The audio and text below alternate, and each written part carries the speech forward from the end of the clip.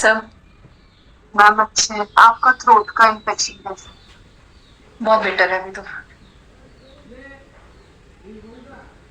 लेकिन फिर भी मैं थोड़ा ध्यान रख ही रही हूँ क्योंकि बीच में एक बार ये बिल्कुल ठीक हो गया था और फिर एक दो दिन बाद फिर से वैसे ही हो गया था।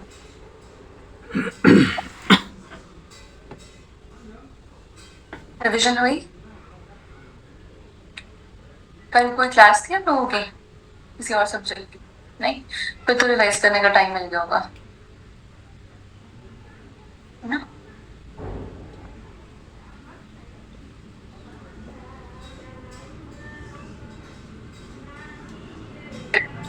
बाकी सब्जेक्ट का सबका सिलेबस कंप्लीट हो गया? मैम पॉलिटी बचा है। अच्छा।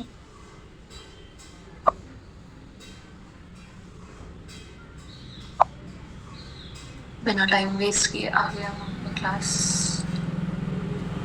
लास्ट हमने क्या पढ़ा था? इस्लामिक बैंकिंग शायद पढ़ा था लास्ट, है ना? मैम उसके बाद factoring company, micro finance institution, ये सब ठीक है भी ठीक पढ़ा। है।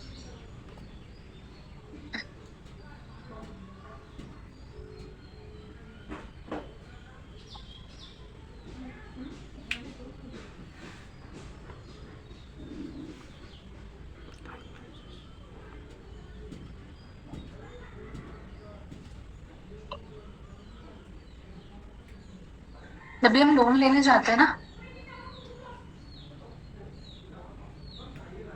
तो हमारा सिबिल स्कोर चेक होता है कि ये लोन रीपे कर भी पाएंगे या नहीं कर पाएंगे। अगर वो स्कोर अच्छा नहीं है, वो बैंक के अपने टर्म्स हैं कि कितना होना चाहिए। अगर वो अच्छा नहीं है तो फिर लोन नहीं मिलता है, और अगर अच्छा है हिस्ट्री पूरी अकाउंट की तो फिर लोन इजिली मिल जाता है।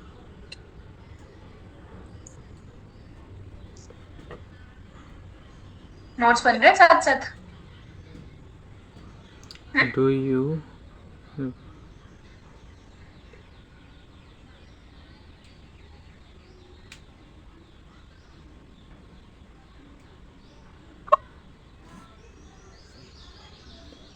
CIC की फुल फॉर्म है क्रेडिट इंफॉर्मेशन कंपनी। इसको RBI ही रेगुलेट करता है। ये सिबिल चेक करता है जो भी लोन लेने जाता है उसको। इंडिविजुअल बोरोवर के लिए है।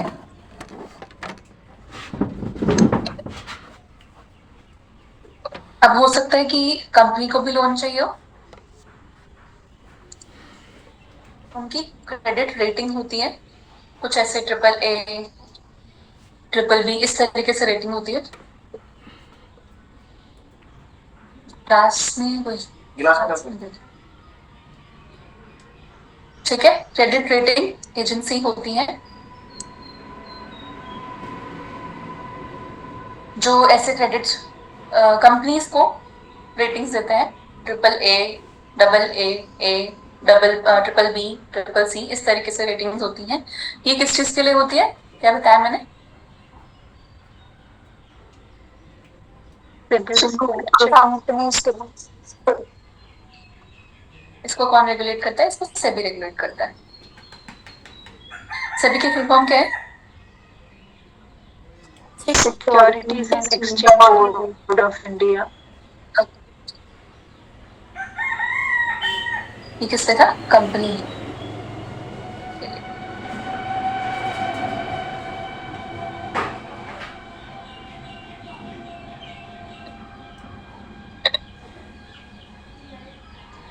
इतना लिख लिया सबने? अब सेबी की फंक्शंस क्या क्या है वो लिखेंगे।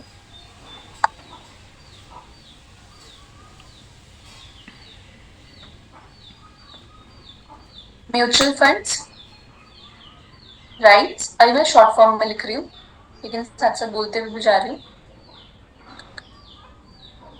इसको इस तरीके से लिखा जाता है, ये रियल एस्टेट से रिलेटेड है।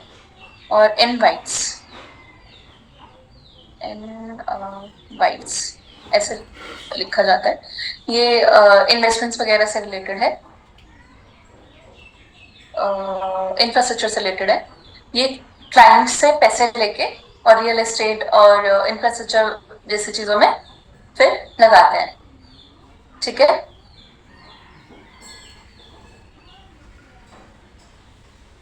हेल्प करते हैं कंपनी को शेयर्स इशू करने के लिए।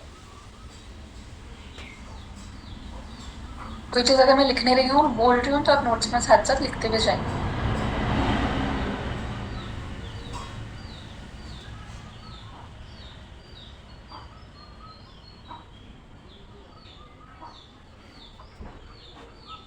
प्रीलिम्स के बाद आप लोगों को कितना गैप चाहिए रेस्ट करने के लिए?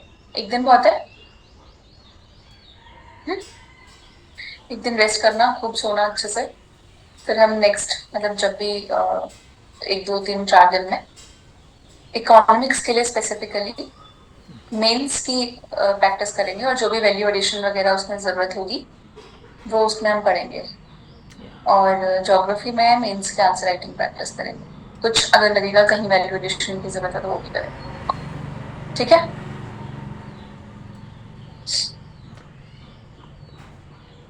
Venture capital funds,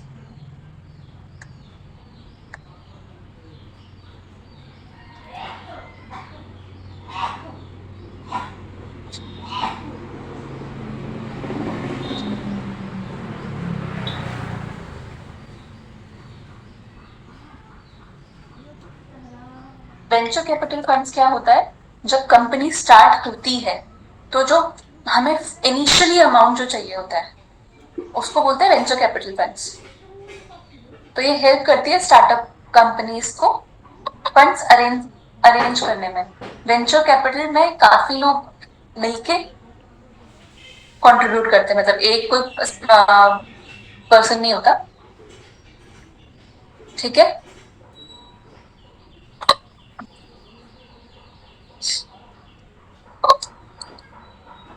stock exchange, stock exchange, वो तो नाम से पता चलता है। BSE NSE। यहाँ लिख रही हूँ आगे।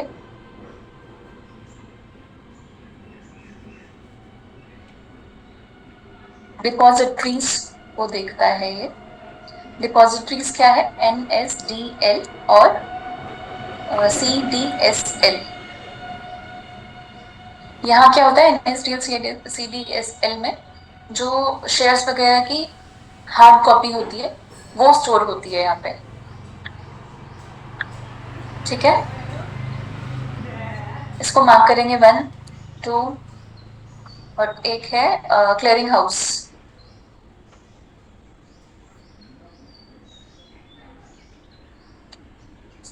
CCIL, ठीक है। ये जो 1 2 और 3 हमने लिखा है ये है market infrastructure institutions. Market infrastructure institution,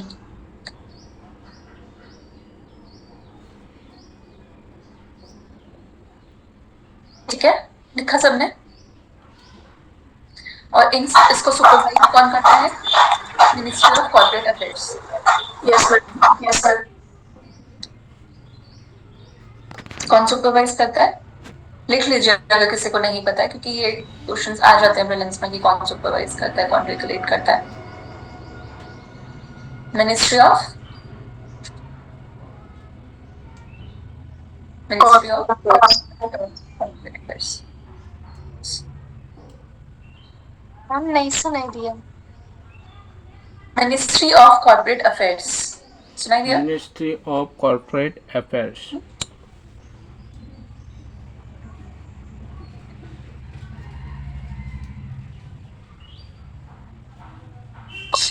अब चिट फंड्स क्या होते हैं? इसमें लिखेंगे टाइप ऑफ कलेक्टिव इन्वेस्टमेंट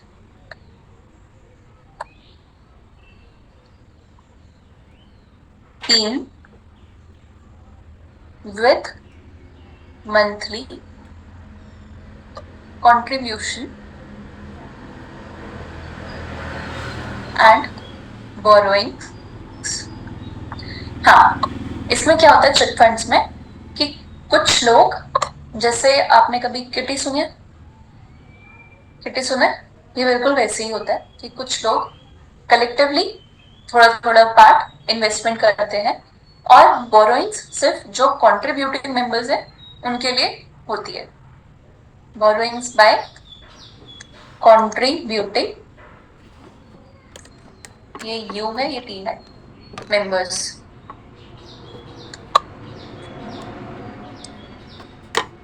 ठीक है। जो एनबीएफसी होती है वहां ये कॉमनली होता है, लेकिन चिट फंड स्कैम्स बहुत सारे हुए थे तो इसको इतना प्रमोट नहीं किया जाता, चल रहा है तो इसके बारे में इतना रफ आइडिया होना चाहिए। फिर एक निधि कंपनी है, ये म्यूचुअल फंड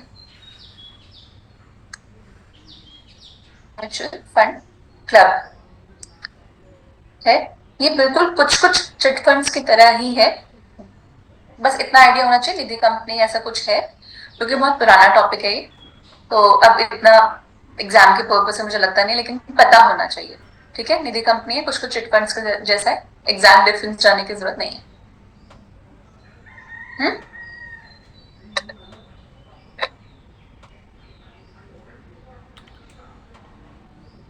कितना लिख लिया था सबने?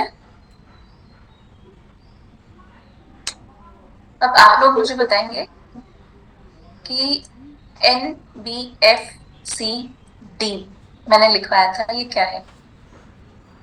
मैम एक डिपॉजिट लेती है और इसमें एफएलआर रहता है, सीआरआर नहीं रहता। और NBFCND? मैम इसके पास 500 करोड़ नहीं, नॉट डिपॉजिट वाली, नॉन डिपॉजिट वाली, एस वाली और थी। इसकी S अगर हो तो? हाँ, तो मैम इसको 500 करोड़ तक एसेट रखने पड़ते हैं। और L&T फाइनेंस याद आ रहा है मुझे। हाँ, वो एग्जाम्पल में मैंने लिखवाया। ठीक है, और पूरा नाम क्या है इसका? Non deposit taking systematically important. ठीक है। लोन्स दो टाइप के होते हैं, एक सिक्योर्ड, सबको वैसे पता ही होगा, पहले भी डिस्कस हुआ है। दूसरा अनसिक्योर्ड। जो अनसिक्योर्ड लोन होते हैं, जो सिक्योर्ड लोन होते हैं उसमें कोलेट्रल होता है। कोलेट्रल मतलब कुछ गिरवी रखना पड़ता। ठीक है, इसका जो इंटरेस्ट होता है कंपैरेटिवली लो होता है, इसमें नो कोलेट्रल और इंटरेस्ट हाई होता है। ठीक है। अब एक वर्ड न्यूज़पेपर में कई बार आया था,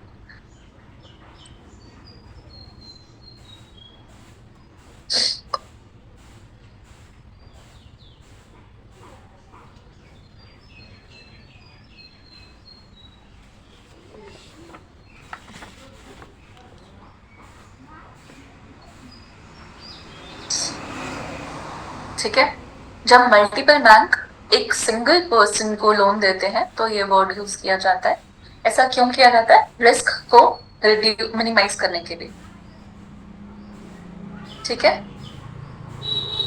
मैम एक बार फिर समझाएंगे, रिस्क को मिनिमाइज करने के लिए? मतलब अगर एक सिंगल बैंक, सपोज एक SBI है, वो एक पर्सन को एक कोई पर्सन है उसको लोन दे रहा है, तो पूरा का पूरा रिस्क किसका हुआ? SBI का। लेकिन यहीं पे अगर मल्टीपल बैंक्स आ जाए तो ICICI, तो अब रिस्क डिवाइड हो गया है। ओके मैम, ये सिंडिकेट की डेफिनेशन है। मैम क्या ये सिंडिकेट की डेफिनेशन है? हाँ, ज्यादा इम्पोर्टेंट नहीं है, लेकिन किसी न्यूज़पेपर में कई बार आ चुका है ये वर्ड, तो पता होना चाहिए। न्यूज़पेपर जो जो रीड कर रहे हैं उनको तो पता होगा।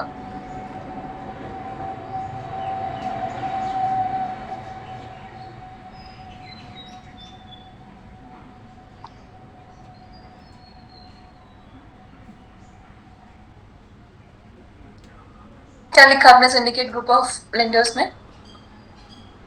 Division of risk. एक सिंडिकेट बैंक है, ये वो नहीं है, मतलब समझ गए ना, ये अलग वर्ड। सिंडिकेट बैंक से इसको लिंक मत करना, वो अलग चीज है, ये तो नॉर्मल बैंक हो गया।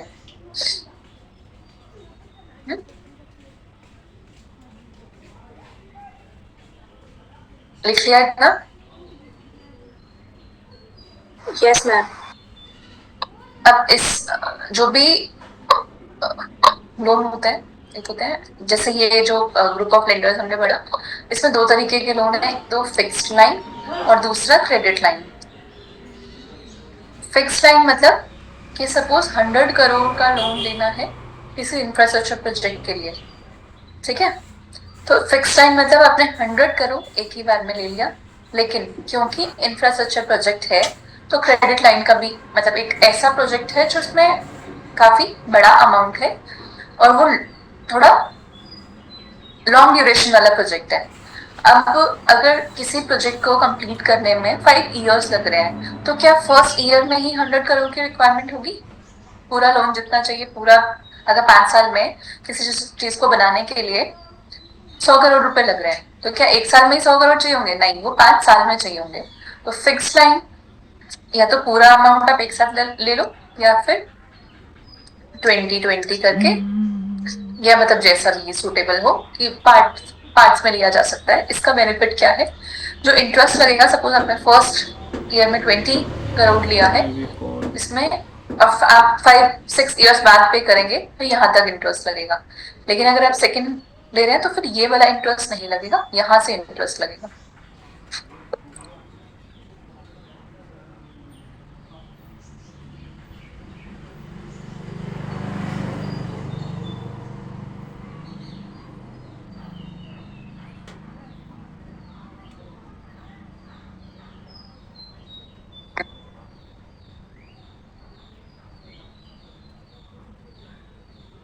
क्या? अब एक है twin balance sheet syndrome, twin balance sheet problem, twin balance sheet problem. Accounts वाला ट्विन बैलेंस शीट सिंड्रोम जो हम पढ़ते हैं वो अलग चीज है, ये अलग चीज है। तो अगर कोई कॉमर्स का स्टूडेंट है यहाँ पे तो इसको उससे लिंक ना करें।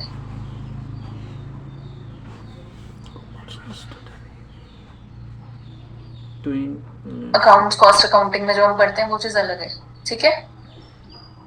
अब मिड 2000 के आसपास ग्लोबल इकोनॉमी में बूम था, ठीक है।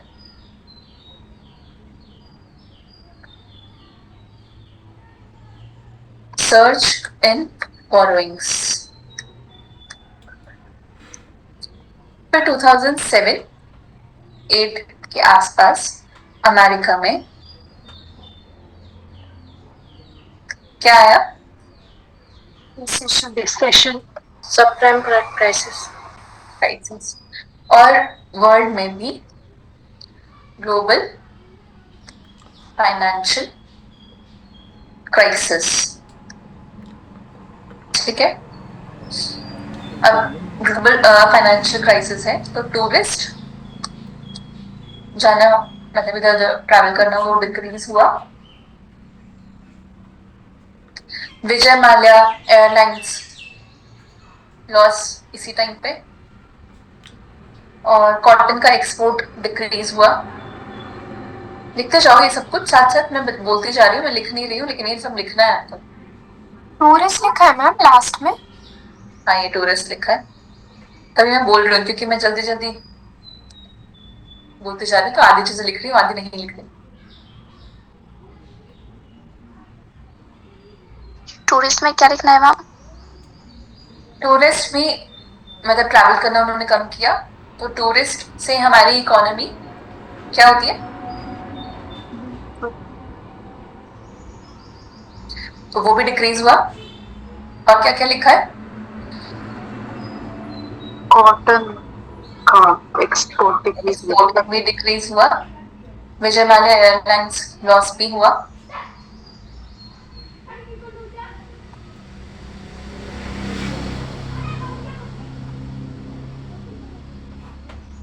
ठीक है, और इसके साथ साथ पैरेलली लिखते हुए जाएंगे अब जो मैं बोल रहा हूँ। बहुत सारे स्कैम्स भी इसी के आसपास हुए। कॉमनवेल्थ घोटाला,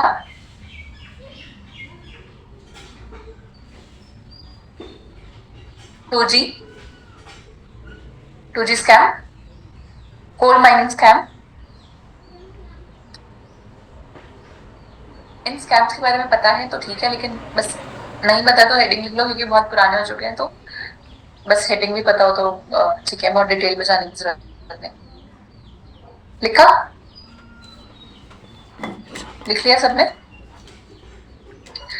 तो जो बैंक्स थे ना, वो लोन देने में बहुत डर रहे थे कि उनको कोर्ट्स का सामना ना करना पड़े और मीडिया को ना फेस करना पड़े इन केस अगर लोन रीपे नहीं होता तो उन पर कोई बात ना आए। तो वो बहुत डिले कर रहे थे सारे डिसीजंस लेने में।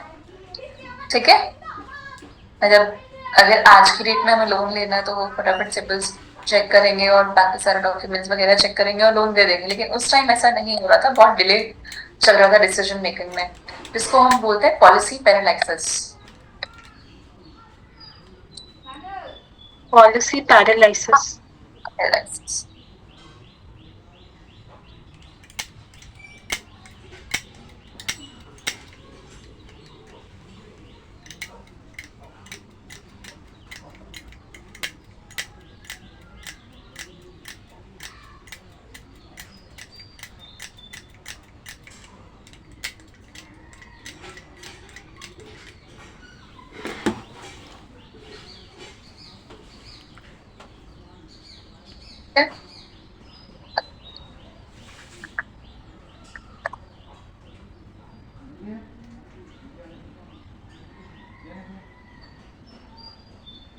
और एनवायरमेंट क्लियरेंस के भी जो रूल्स थे वो बहुत डिफिकल्ट थे किसी भी बिजनेस को स्टार्ट करने के लिए। सुप्रीम कोर्ट हर चीज में, सुप्रीम कोर्ट और एनजीटी, एनजीटी की फुल फॉर्म क्या है, कोई बता सकता है? नेशनल ग्रीन, ये हर चीज पे ब्रेक लगा देते थे, तो उसकी वजह से और भी ज्यादा डिले हर चीज में हो रहा था, प्रॉब्लम आ रही थी। लोन पे नहीं कर पा रहे थे लोग। मैम आप लास्ट वन प्लीज रिपीट करेंगे, एनजीपी वाला। जो एनजीटी और सुप्रीम कोर्ट है वो भी एनवायरमेंट क्लियरेंस हमें चाहिए होता है बिजनेस, किसी भी बिजनेस को शुरू करने से पहले। वो क्लियरेंस नहीं मिल रहा था, हर चीज में ब्रेक बहुत लग रहा था, ईज ऑफ डूइंग बिजनेस नहीं था। जब आज ही नहीं है तो सोचो ये तो कितनी पुरानी बात हो रही है। ठीक है,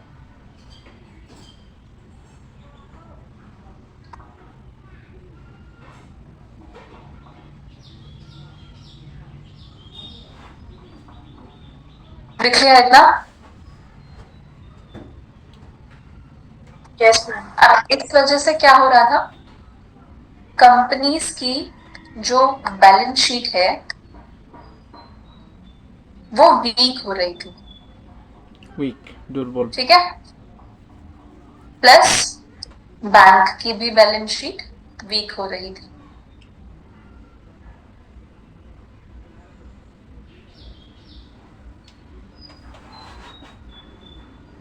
आया समझ में?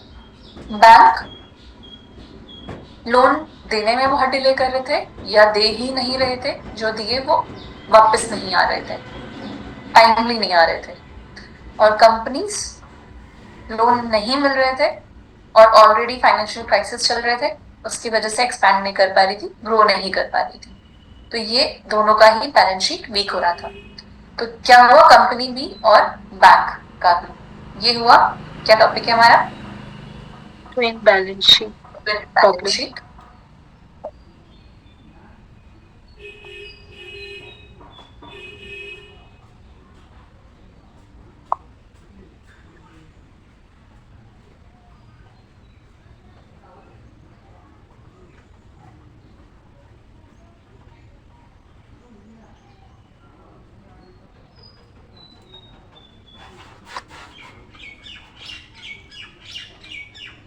अब एक वर्ड है इंटरेस्ट कवरेज रेशियो। फॉर्मूला जानना जरूरी नहीं है, लेकिन इतना पता होना चाहिए कि अगर आई सी ग्रेटर देन 1 है और आई सी लेस देन 1 है, इसका मतलब है कि कंपनीज लोन पे कर पा रही है टाइम से, या जिसने भी लोन पे किया है वो टाइम से पे कर पा रहा है। और अगर लेस देन है तो इसका मतलब है कि टाइमली लोन पे नहीं हो रहे।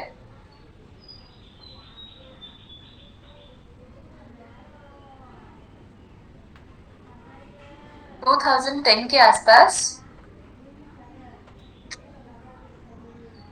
ऐसी कंपनीज बहुत ज्यादा इंक्रीज हुई जिनका इंटरेस्ट कवरेज लेस देन 1 था। इसका फॉर्मूला जानने की जरूरत नहीं है, बस इतना पता होना चाहिए। ठीक है, जो ये लोन रीपे नहीं कर पा रहे हैं इसको बोलते हैं डेट सर्विसिंग प्रॉब्लम।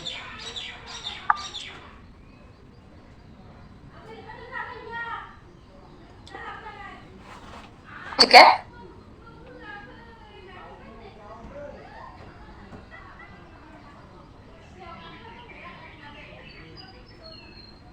लिखा है इतना? Yes ma'am. अब 2015-18 के बीच में बैड लोन्स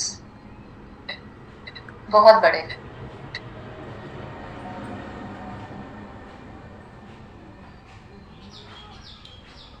ठीक है, ग्रेजुअली उसके बाद डिक्रीज हुए।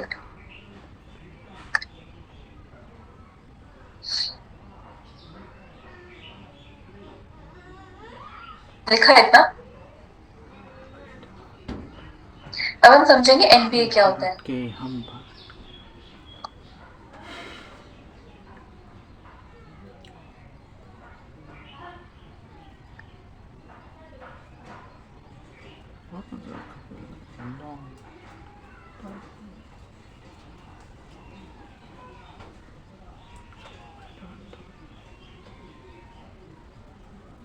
ऐसा लोन जिसका प्रिंसिपल या फिर इंटरेस्ट ओवर ड्यू है, मतलब पे नहीं किया है मोर देन 90 डेज तक, ठीक है, उसे बोलते हैं एनपीए,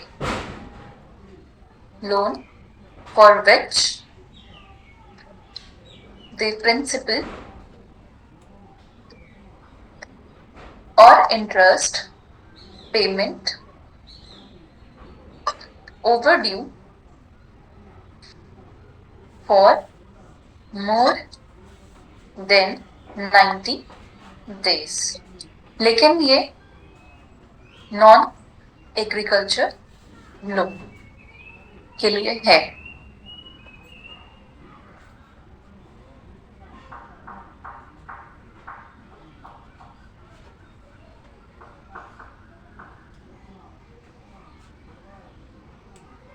ठीक है,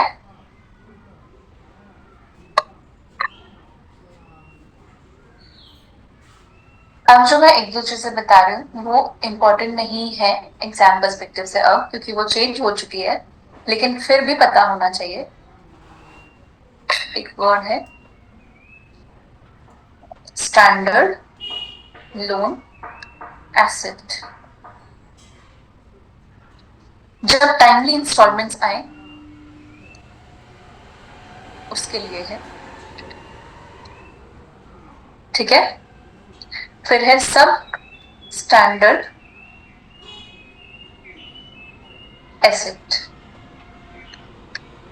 जब एनपीए हो 12 मंथ्स हो चुके हो एनपीए होते हुए भी। और एनपीए क्या था जो अभी हमने डेफिनेशन लिखी। ठीक है, समझ में आ गया? सब स्टैंडर्ड एसेट के बाद है डाउटफुल एसेट।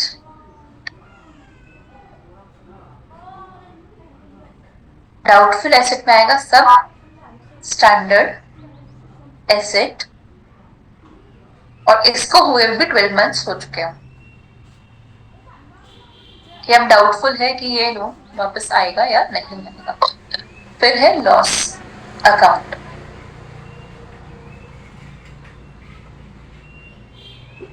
जब आरबीआई या जिसने भी बैंक ने लोन दिया है उसका ऑडिटर ये कह दे कि लिटिल और नो सैल्वेज वैल्यू, मतलब अब लोन वापस नहीं आएगा, बिल्कुल उम्मीद नहीं है, तो है लॉस अकाउंट।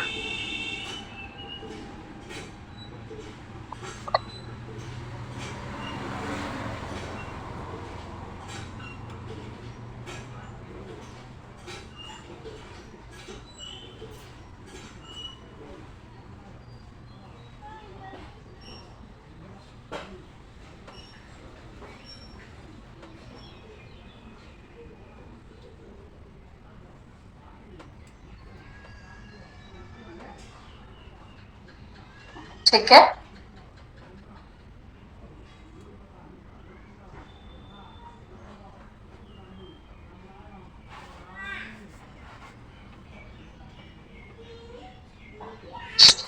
पहले ये सारी टर्म्स होती थी, एनपीए को डिफाइन करते थे।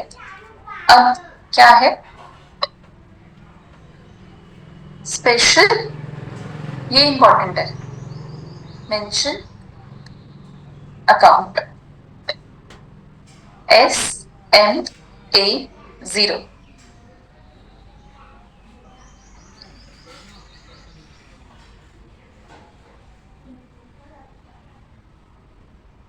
One to 30 days from due date। अच्छा, ये क्या पढ़ रहे हैं हम? If principal cash interest not paid, तो अगर ड्यू डेट निकल चुकी है उसके बाद 30 डेज तक उसको हम लगते हैं स्पेशल मेंशन अकाउंट 0।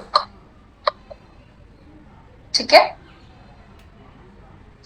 फिर SMA1 31 से 60 डेज तक, SMA2 61 डेज से 90 डेज तक,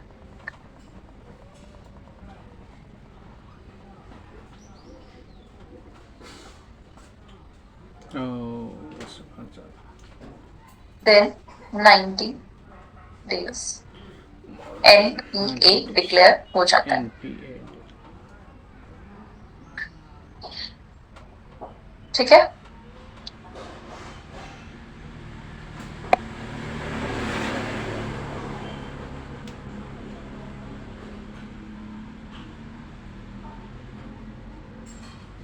लिखा इतना। अब एनपीए डिक्लेयर हो चुका है, नॉन परफॉर्मिंग एसेट्स डिक्लेयर हो चुका है, लेकिन फिर भी कोशिश तो रहती है, बैंक उनके पास जाता है, रिमाइंड करवाता है कि लोन पे करना है ना। फिर उनको ऑप्शंस दिए जाते हैं किस तरीके से लोन को आप रीपे कर सकते हैं, या और कोई क्या ऑल्टरनेटिव निकल सकता है। ठीक है, एक वर्ड है loan restructuring. Loan restructuring,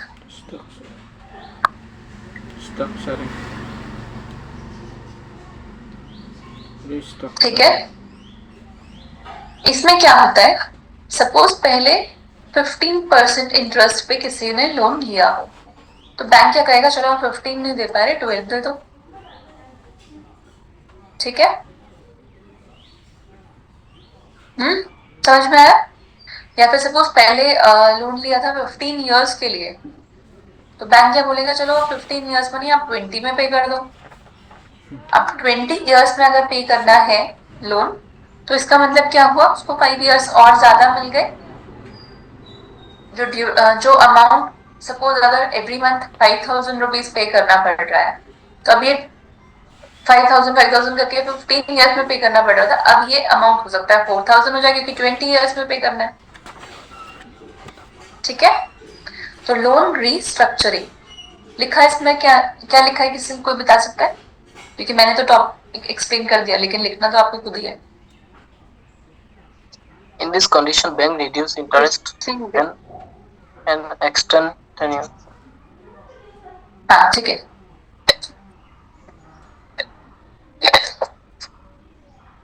ma'am ये लोन वॉइस ब्रेक हो गई क्या?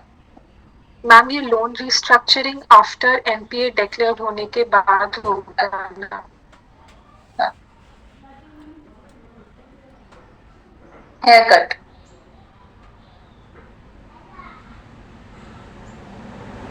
ठीक है, एक वर्ड है हेयर कट।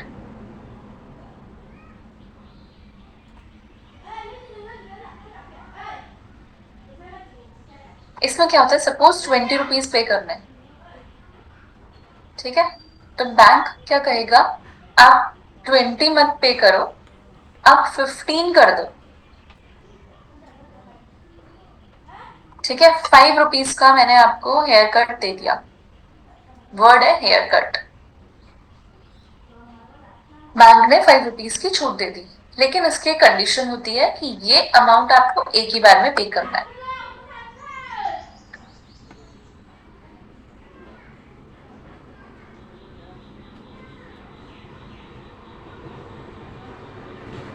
फिर एक वर्ड है, ये तो सबने सुना होगा अगर न्यूज़पेपर पढ़ रहे हैं तो, और टाइम से अगर न्यूज़पेपर पढ़ते पढ़ते हो गया तो, लोन वेवर। इसमें क्या होता है, गवर्नमेंट बैंक को पे कर देती है, और जिसने लोन लिया होता है उसका लोन वेव हो जाता है, लोन वेवर। ऐसा यूजुअली फार्मर्स के केसेस में होता है और इलेक्शंस के आसपास होता है, ठीक है।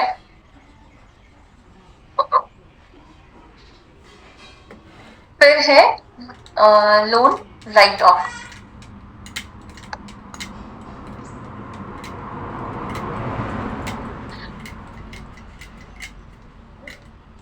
जब भी लोन लिया जाता है या दिया जाता है तो उसको बैलेंस शीट में अपडेट किया जाता है, ठीक है। कोई भी एसेट्स लिया जाए या उसको बेचा जाए या कोई भी लाइबिलिटी हो, वो बैलेंस शीट में लिखी जाती है। लोन राइट ऑफ में बैंक क्या करता है, अब इसमें क्या, क्यों, ऐसा क्यों, इससे क्या होगा पूछने की जरूरत नहीं है, सीधा सीधा कंसेप्ट समझिए, ऐसा कुछ होता है, ठीक है। लोन राइट ऑफ में क्या होगा, बैंक अपनी एसेट साइड से उस लोन को डिलीट कर देता है,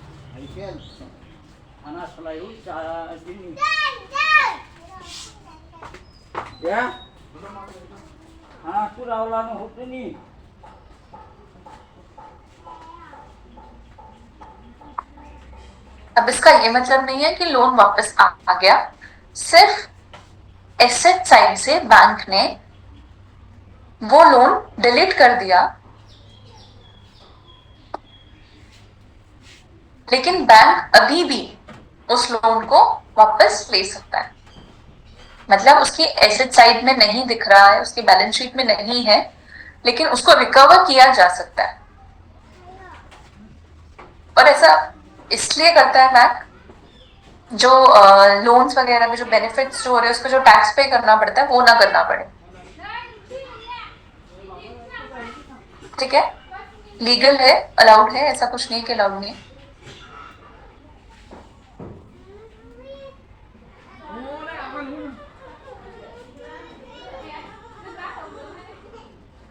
इतना लिखा, NPA plus restructured loans plus loans written off, write off, ठीक है। ये सब मिला के क्या होगा, स्ट्रेस्ड एसेट्स।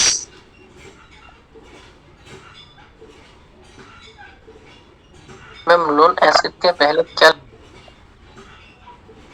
लोन एसेट का नाम लिखा है, लास्ट टाइम पूछा है, या इक्वल्स से पहले क्या लिखा है वो ma'am? Loan written of.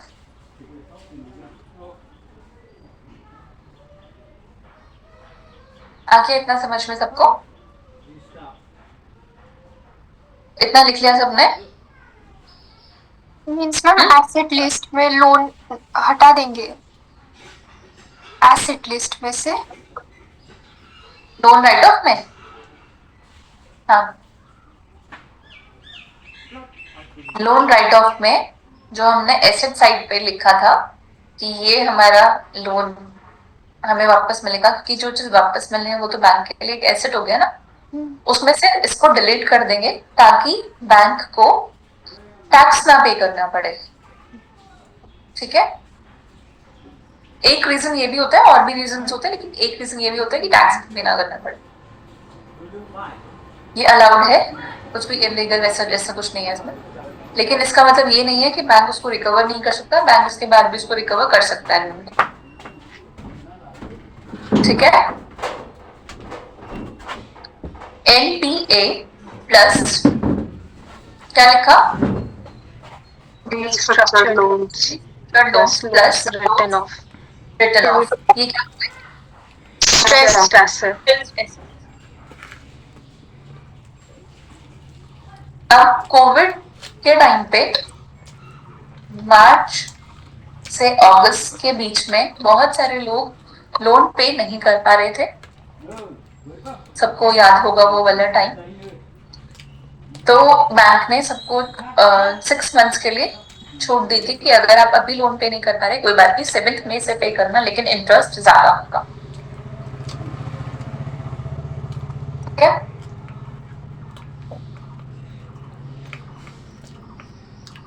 Loan पे कर पा रहे हैं कोई बात नहीं, कर सकते हैं, नहीं पे कर पा रहे तो भी कोई बात नहीं, आप बाद में पे कर सकते हैं, लेकिन इंटरेस्ट रेट ज्यादा होगा।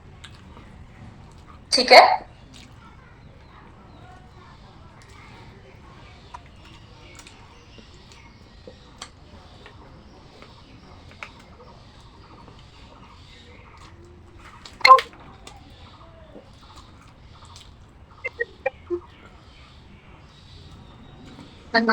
क्लास में बात में करती हूँ।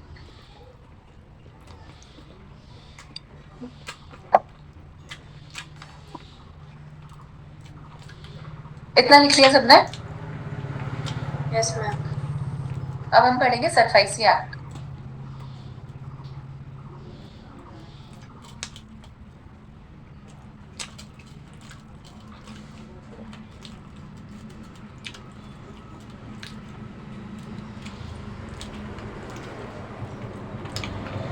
सेवेंटीज 80s के आसपास लोन्स लेते थे लोग, लेकिन रीपे नहीं कर पाते थे। ठीक है, और जो जैसे अभी हमने पढ़ा कि लोन रिस्ट्रक्चरिंग हेयर कट ये सब तो बाद में आएगा, कि इनको वापस लेने का जो प्रोसेस होता था वो भी काफी लेंदी होता था, जो लीगल प्रोसेस होता था। लिखो ये साथ साथ।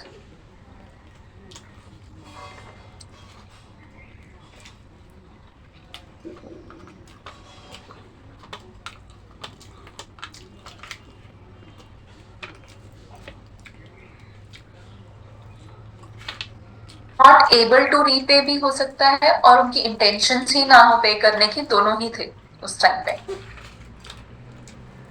ठीक है, और जो इसका लीगल प्रोसेस था वो बहुत लेंदी था वापस लेने का। साथ में पॉलिटिकल इन्फ्लुएंस भी बहुत रहता था कि किसी नेता के चाचा का बेटा है, किसी नेता के मामा का बेटा है, तो वो भी इन्फ्लुएंस बहुत ज्यादा रहता था। तो पॉलिटिकल बैकिंग एक वर्ड आप लिख सकते हैं साथ में।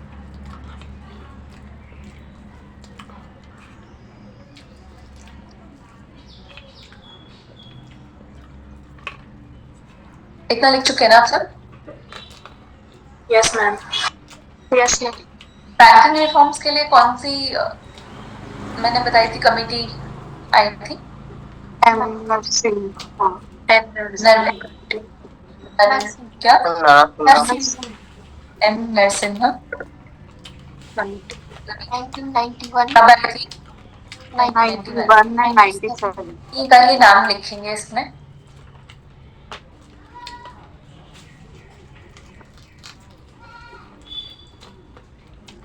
इसमें सजेस्ट किया गया डेट रिकवरी ट्रिब्यूनल बनाने के लिए।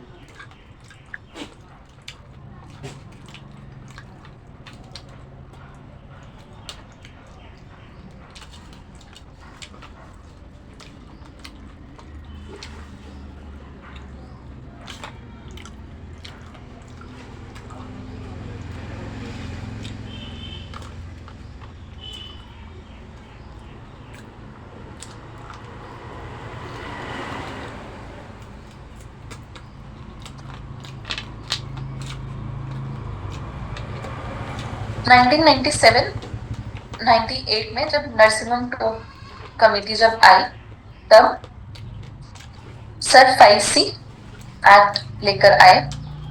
क्यों लेकर आए? Strengthen date recovery tribunal.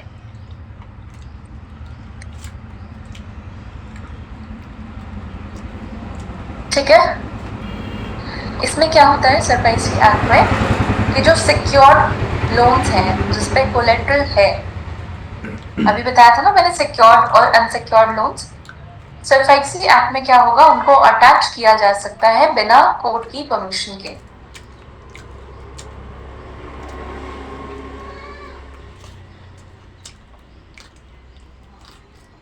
Attach किया जा सकता है, इसे क्या समझे आप लोग?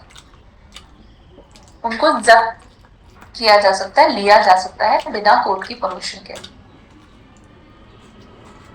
ठीक है, कुछ एनबीएफसीज के पास भी सरफाइसी एक्ट की पावर है।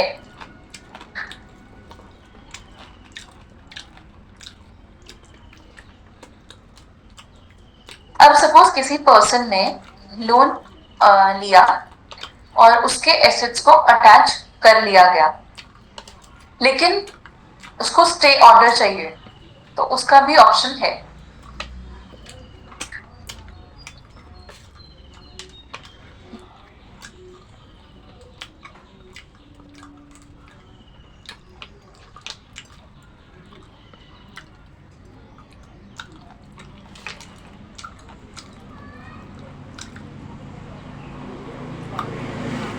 डेट रिकवरी एपेलेट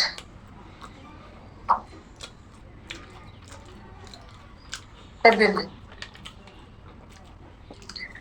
लेकिन स्टे ऑर्डर लेने के लिए इसकी फीस लगती है 12। फीस जाननी जरूरी नहीं है, लेकिन वैसे इंफॉर्मेशन के लिए बता रही हूँ, 12,000 से 1.5 लाख के बीच में।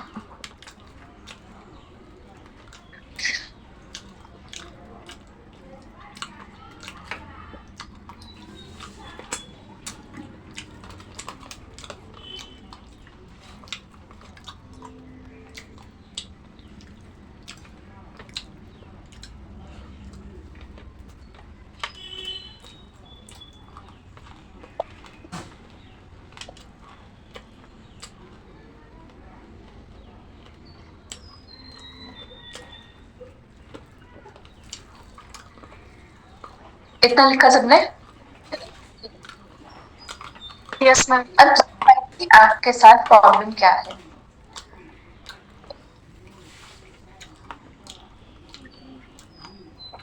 अगर वो एसेट को अटैच कर रहे हैं तो उन्हें कुछ ऐसे लोग चाहिए होंगे जो उसका अच्छा अमाउंट पे कर सके, चाहिए होंगे, वरना सारा एसेट्स को रख के अपने पास क्या करेंगे और पैसे कहां से लाएंगे, है ना?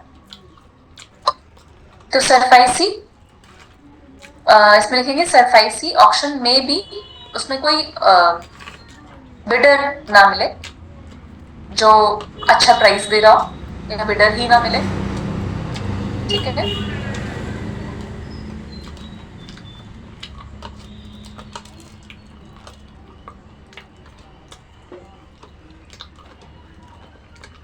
सपोज किसी कम इतना लिखा पहले चलिए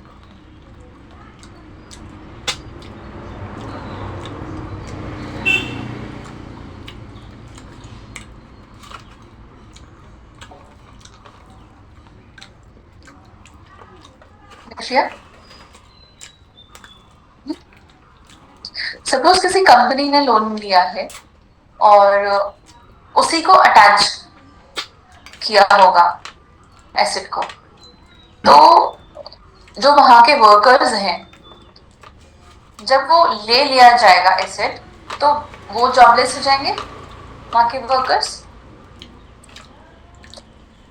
संजय तो लिखेंगे कि डायरेक्ट लिक्विडेशन, जब डायरेक्टली कोई नोटिस नहीं है कुछ नहीं, डायरेक्ट लिक्विडेशन हुआ एसेट का या ऑक्शन हुआ तो क्या हुआ, अनएम्प्लॉयमेंट, जॉबलेस फॉर वर्कर्स।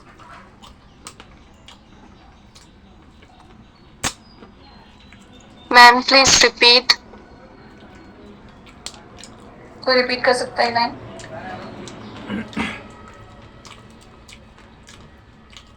देखो जब डायरेक्ट लिक्विडेशन होगा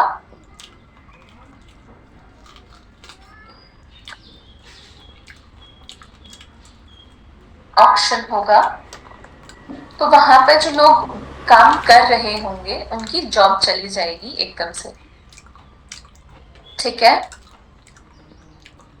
आया समझ में? तो यस प्रॉब्लम क्या होगी, अनएम्प्लॉयमेंट, जॉबलेस वर्कर्स, ठीक है? तो ज्यादा अच्छा तरीका क्या है, रीस्ट्रक्चरिंग इज मोर ऑप्टिमल, लेकिन सरफाइसी इसको अलाउड नहीं करता।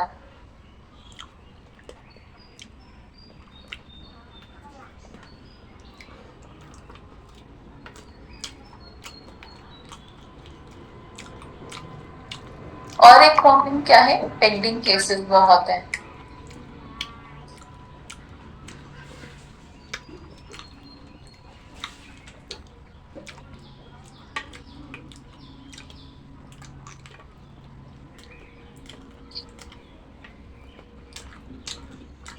ठीक है,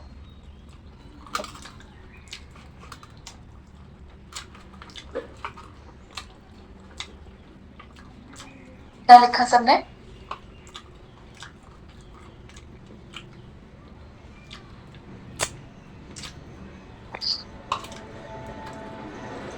तो गवर्नमेंट ने क्या किया, कोई पीछे से आवाज तो नहीं आ रही आप लोगों को? No. Law named insolvency and bankruptcy code, INB code भी कई जगह आप लोगों ने देखा होगा लिखा होगा, ठीक है? लेकिन इस लॉ के आ जाने से ये मतलब नहीं है कि सरप्राइज भी बंद हो गया, वो अभी भी कंटिन्यू है।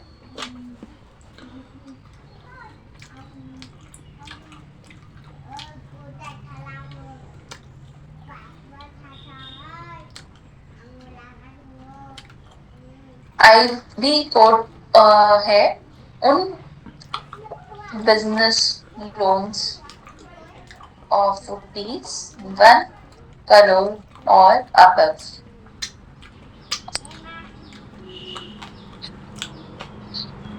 IB कोड किसके लिए है, ऐसे लोन्स जिनका अमाउंट 1 करोड़ या उससे ज्यादा हो।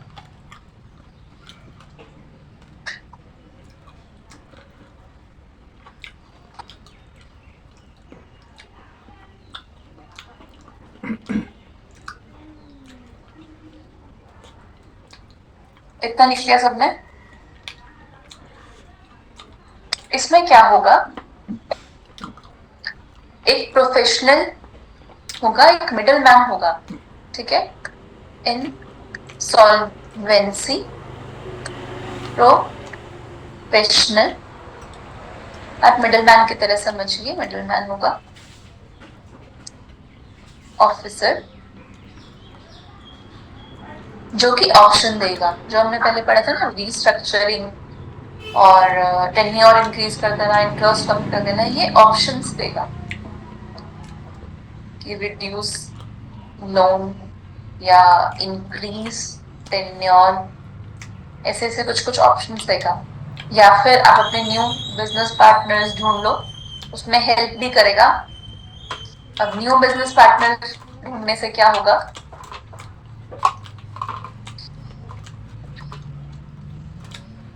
न्यू बिजनेस पार्टनर अगर आएगा तो कुछ कैपिटल भी लेकर आएगा बिजनेस को ज्वाइन करने के लिए, उससे लोन पे किया जा सकता है, ठीक है, समझ गए इतना। अगर जो वो ऑप्शन दे रहा है उसको एक्सेप्ट कर लिया जाए, इफ रेजोल्यूशन प्लान एक्सेप्टेड,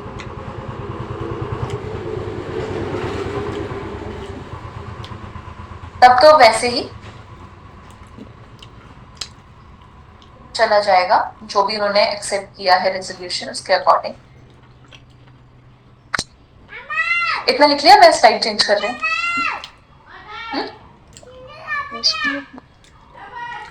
लिख लिया था ना? Yes ma'am. If resolution plan, मतलब जो भी ऑप्शन दिए उनमें से कोई भी उनको अच्छा नहीं लगा, नॉट एक्सेप्टेड,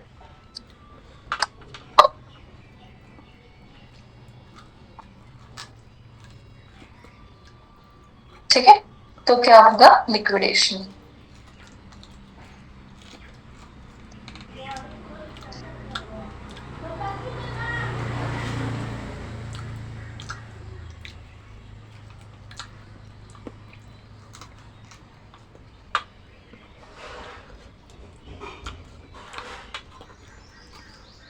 इसमें दो पार्टीज होंगी, एक तो मैंने आपको बताया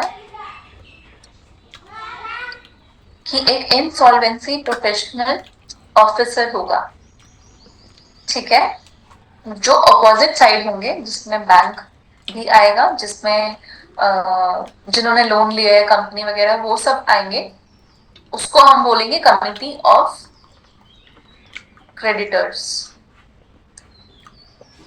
COC। Ma'am committee of creditors please repeat कर दीजिए। इसमें दो पार्टीज होंगी, एक insolvency professional middle man officer जो ऑप्शंस देगा,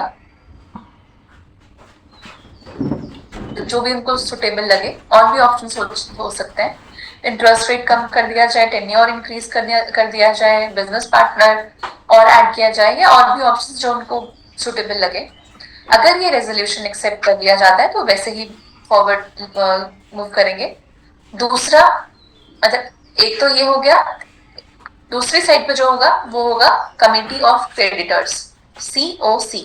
इसमें होगा वो कंपनी जिसने लोन लिया है, साथ में बैंक भी इसी साइड होगा जिसने लोन दिया है,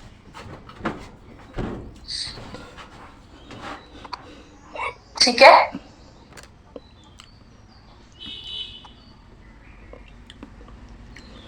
यस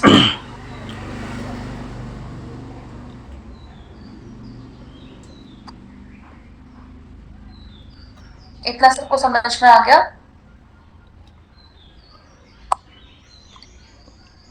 एक मिनट दे रही हूँ, जितना आपने पढ़ा है उसको थोड़ा मेमोराइज करने की कोशिश करो, फिर आगे बढ़ते हैं।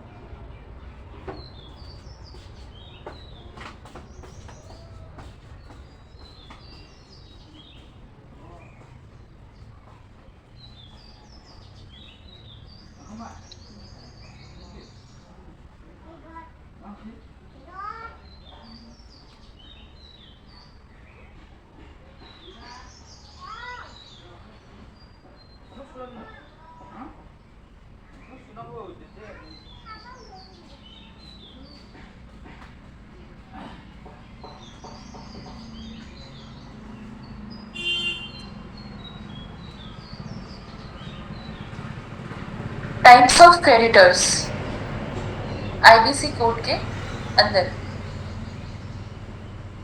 2 तरीके के हैं, फाइनेंशियल, ऑपरेशनल।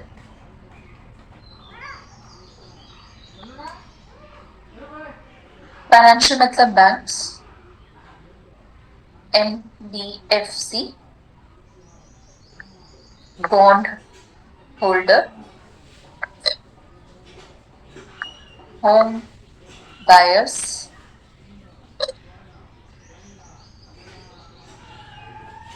होम बायर्स कैसे?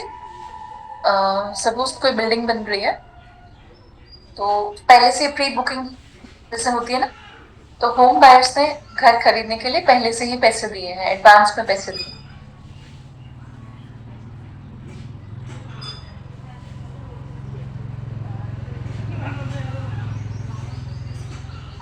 Operational creditor, suppliers, contractors, employees,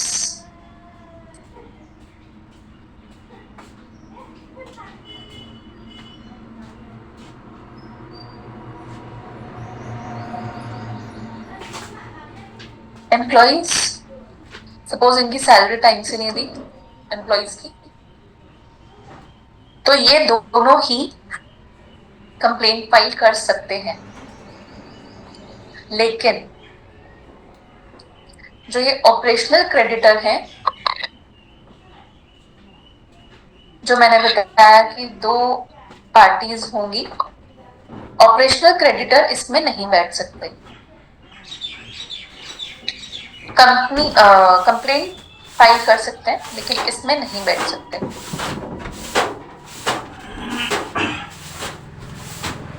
क्या ऑपरेशनल क्रेडिटर किस में नहीं बैठ सकते? मिडिलमैन वाले। कमिटी ऑफ क्रेडिटर्स में नहीं बैठ सकते।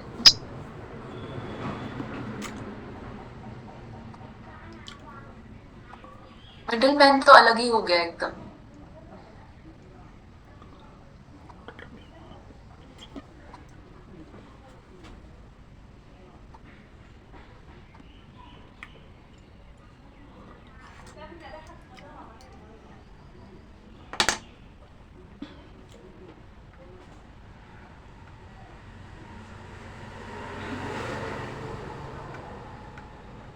दो तरीके के डिफॉल्टर्स होते हैं जो लोन पे नहीं कर पाते, एक बिलफुल और दूसरा जो पे ही नहीं कर पा रहे, मतलब इंटेंशन है पे करने की लेकिन पे नहीं कर पा रहे। विलफुल डिफॉल्टर्स मतलब वो उनके पास वो पेइंग कैपेसिटी है लेकिन पे ही नहीं कर रहे या करना नहीं चाहते।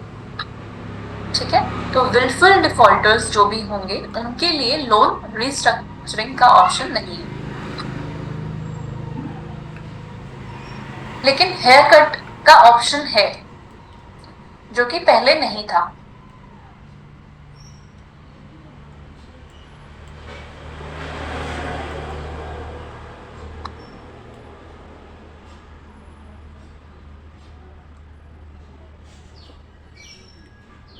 पर इसकी एक प्रॉब्लम है कि जो ऑनेस्ट लोन पेयर्स होते हैं ये उनको डिमोटिवेट जरूर करता है।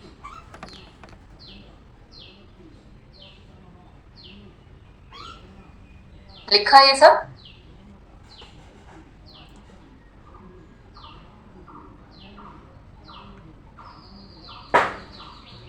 लिख लिया ये सब?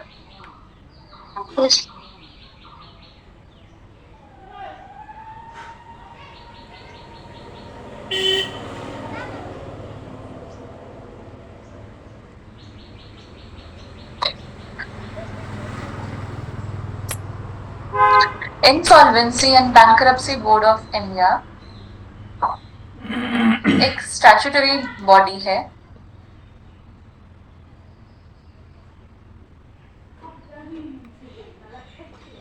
अच्छा, कोविड के टाइम पे जो ये आईबीसी कोड वगैरह है ये सब टेम्परेरी डीएक्टिवेट किया गया था। ठीक है,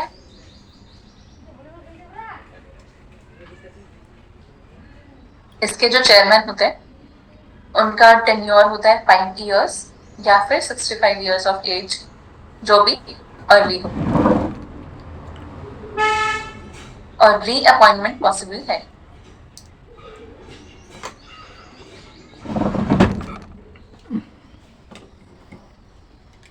मैम इंसॉल्वेंसी बोर्ड एक बार फिर से बता दीजिए please. Insolvency and bankruptcy board of India एक स्टैट्यूटरी बॉडी है जिसके जो चेयरमैन है उनका टेन्योर है 5 इयर्स या फिर 65 years of age, whichever is earlier, और इनकी रीअपॉइंटमेंट पॉसिबल है। और ये किसके अंडर आता है, कौन सी मिनिस्ट्री के under? Ministry of corporate affairs.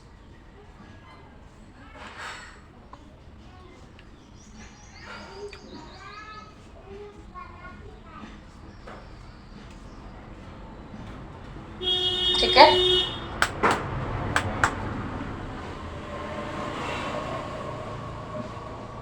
लिख लिया इतना सबने?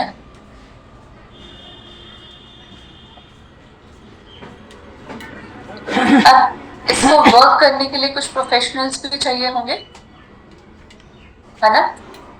तो ये 3 जगह से अपना स्टाफ, अपने जो लोग हैं वो लेकर आते हैं। 3, एक तो है institute of chartered accountants of India, आप लिखेंगे institute of chartered account of India,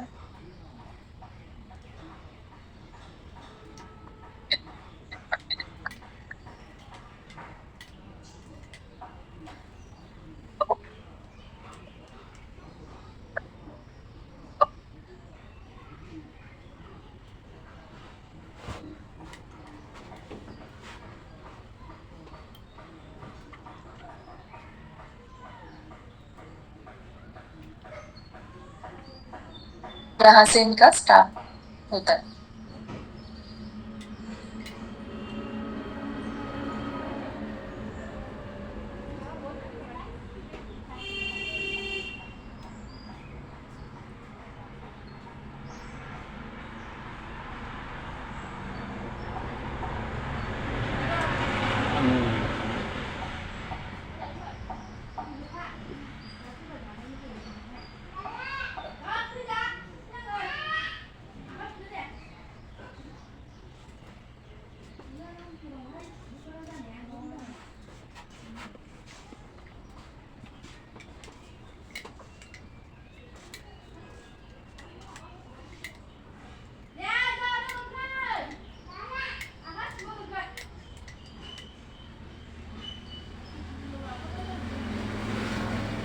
tender ने कंप्लेन की,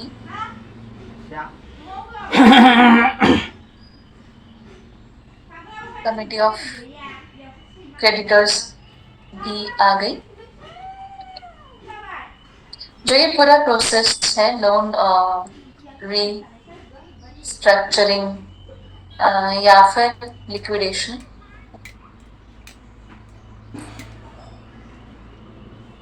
इन सब की एक टाइमलाइन है।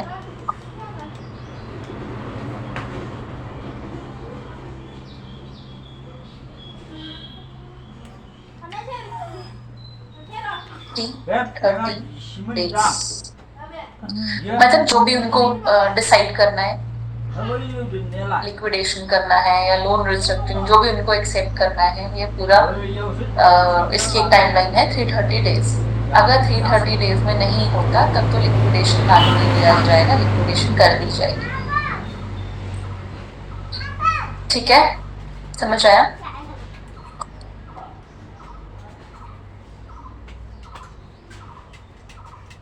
बोर तो नहीं हो रहा इस टॉपिक में?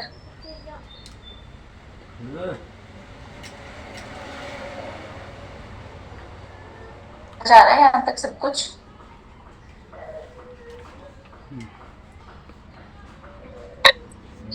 लिख लिया इतना? आगे मैं स्लाइड कर रही हूँ।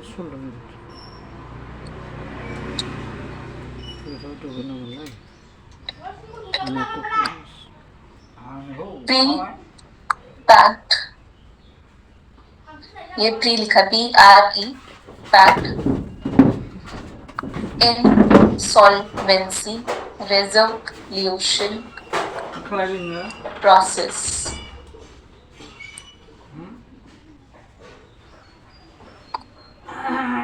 dia lah. Dia. Dia मुझे. Dia. अगर जिसने लोन लिया है वो बैंक को रिक्वेस्ट करे कि आप इन सबके पास मत जाइए और बाहर ही सेटल करने की कोशिश करें तो उसे कहते हैं pre bank insolvency resolution process.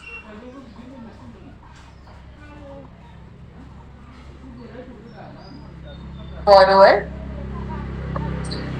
request bank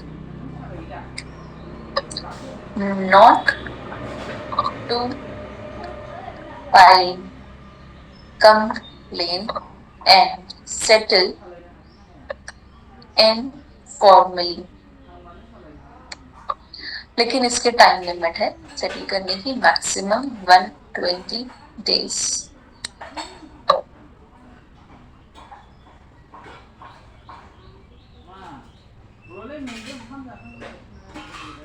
ठीक है.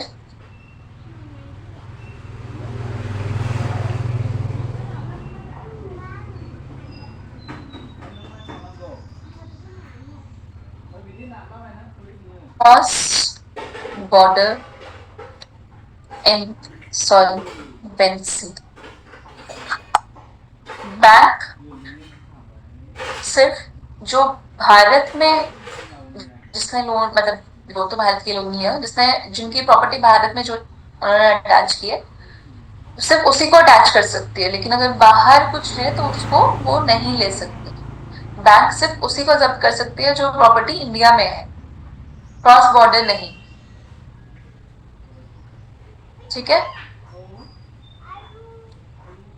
इस इशू को सॉल्व करने के लिए सी पेस, लेकिन ये अभी डेवलप नहीं है.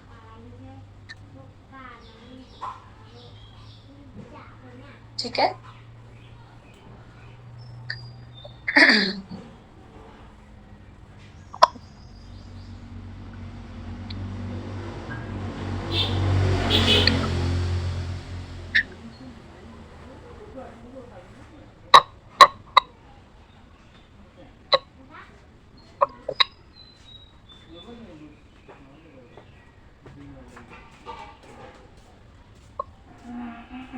National Financial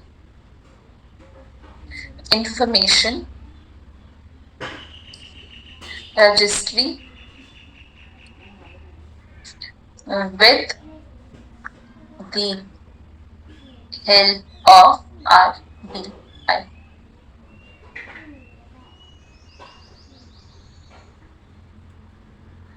अब इंफॉर्मेशन कुछ भी मिस इन्फॉर्मेशन ना दी जाए जो भी लोन ले रहा है उस पे. तो ये एक रजिस्ट्री है, अभी डेवलप नहीं है ये भी, जहाँ पे सारी लोन टेकर्स की इंफॉर्मेशन यहाँ होगी और इंफॉर्मेशन एसिमेट्रिक नहीं होगी. फिर एक ही जगह पे सारी इंफॉर्मेशन मिल जाएगी. जो लोन लेने का प्रोसेस भी लेंदी होता है कि ये डॉक्यूमेंट्स चेक करने हैं वो डॉक्यूमेंट्स चेक करने हैं, कुछ भी इशू नहीं आएगा. सब कुछ इंफॉर्मेशन यहाँ मिलेगी.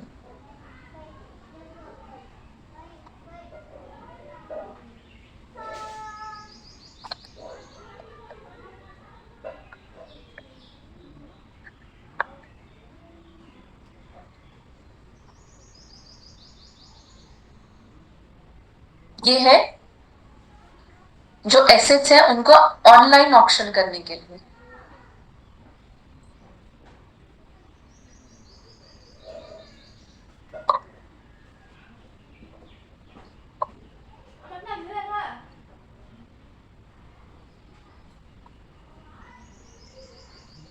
इससे क्या होगा, कहीं पे भी ऑक्शन हो इंटरनेट पे इंफॉर्मेशन मिल जाएगी.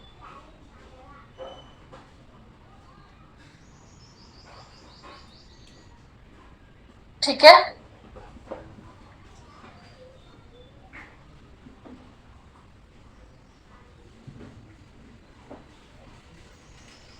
एक है ग्लोबल आधार कार्ड,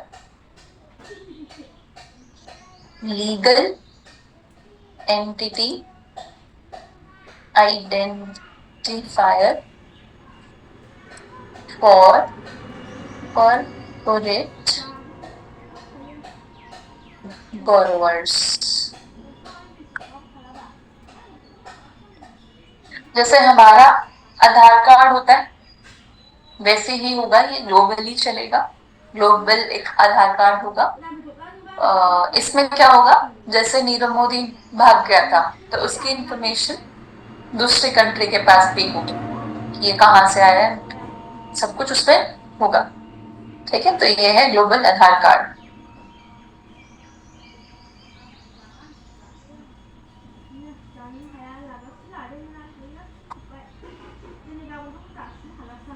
ये भी अंडर डेवलपमेंट है ना? हाँ हाँ।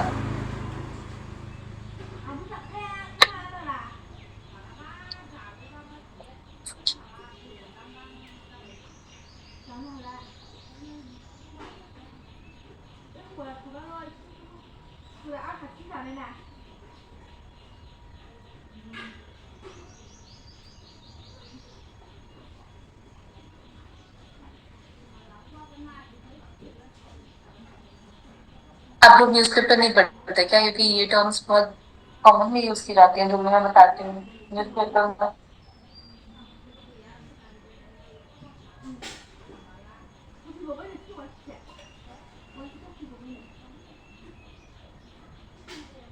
ये है जो इकोनॉमिक ऑफेंडर्स हो चुके हैं और दूसरी कंट्री में भाग जाते हैं, क्रिमिनल प्रोसिक्यूशन उनके ऊपर उनको फेस ना करना पड़े, उनकी प्रॉपर्टी को जब्त करने के लिए।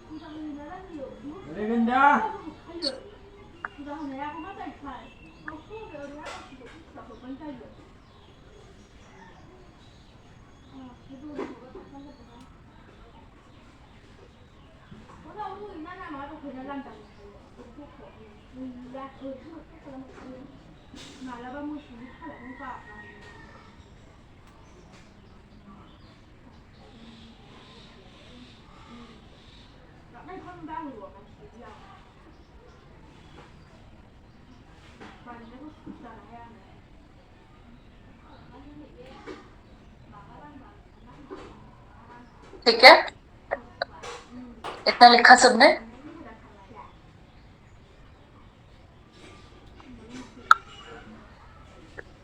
लास्ट वर्ड क्या लिखा है ma'am? To avoid facing criminal prosecution.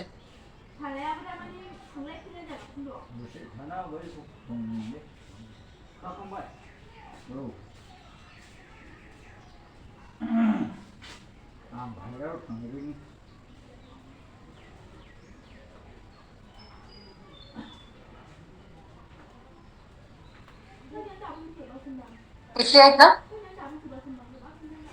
Yes ma'am. look out circular.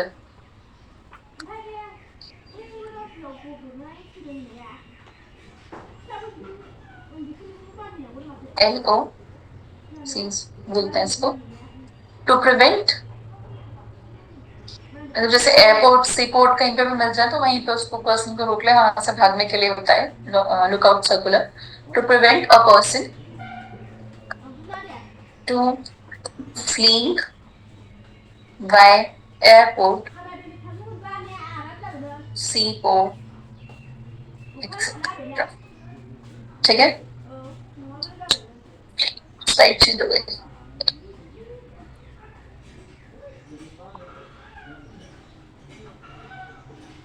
Ma'am ये कौन इशू करता है LOC? Ministry of home affairs, police, court, कोई भी इश्यू कर सकता है। ठीक है, लिख लो ये भी।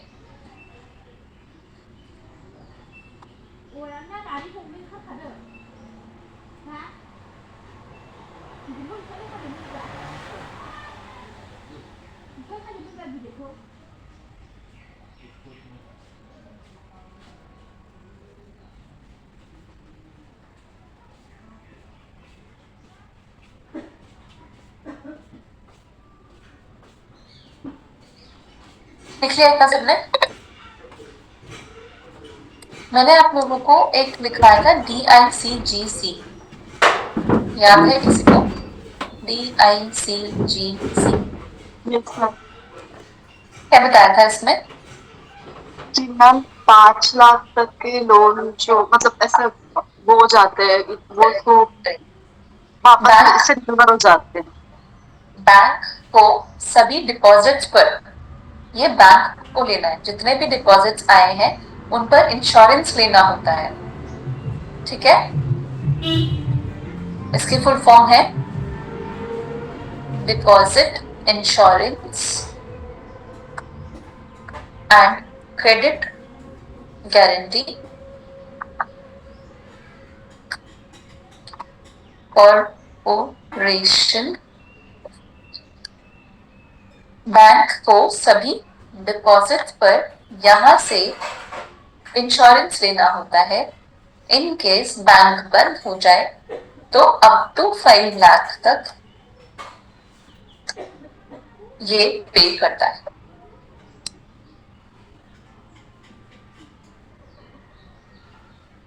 ठीक है, मैम लेंडर्स को पे करता है।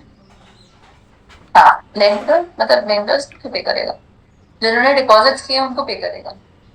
सपोज मयूरी, आपने बैंक में 10 लाख रुपीज डिपॉजिट किए हैं, ठीक है, तो बैंक उस डिपॉजिट पे इंश्योरेंस लेगा DICGC से। अगर बैंक बंद हो जाता है तो आपको अप टू 5 लाख तक वहां से मिलेगा। अब आप चाहे 2 लाख डिपॉजिट करें या 10 लाख या 20 लाख, इसकी लिमिट है कि 5 लाख तक आपको यहां से मिलेगा।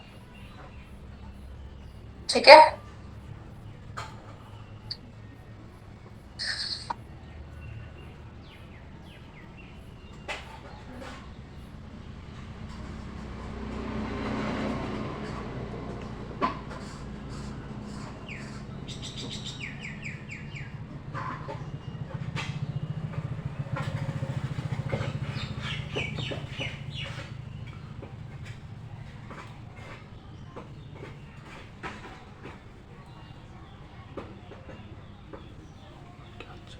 इतना लिख लिया सबने? इस क्लास को यहीं पे हम पूर्ण करते हैं। अब हम ब्रेक के बाद पढ़ेंगे। 3 बजे होगी क्लास। ठीक है, तो तब तक आप लंच कर लीजिए, रेस्ट करना है रेस्ट कर लीजिए। 3 बजे मिलता है।